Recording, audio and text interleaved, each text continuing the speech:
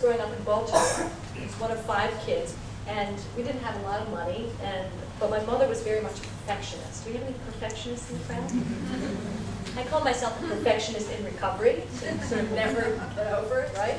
And but she was like, well, if you want to learn how to play tennis, that's fine.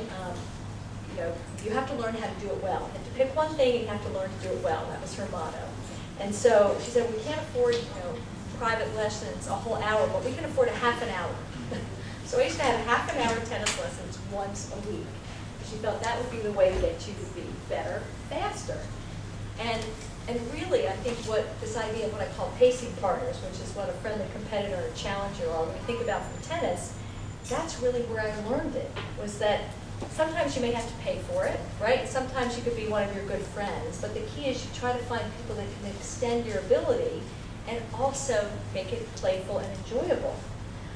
And that's really the idea here, especially for those of us that are perfectionists. We need people that can stretch our abilities, make us laugh, and allow us to be vulnerable in a safe way. And that's really my goal with this, is to give you an idea and very practical steps of how to go about becoming a collaborative competitor, which is really leveraging your best qualities as a woman.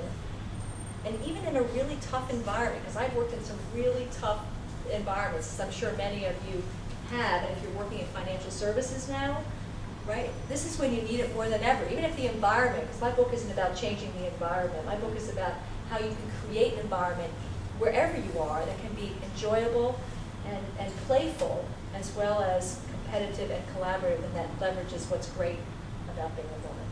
So that's really what my book is about. My passion and hope is that more women, actually I think the solution is that more women get in and be competitive, not the opposite, not that we shy away from it. My latest thing is improvisation. I'm trying to do improvisation performances, which I'm really not any good at. But the whole goal is just to keep stretching yourself in ways that get you out of your comfort zone in a playful way, as well as engaging in relationships with different types of pacing partners. So thank you very much for having me.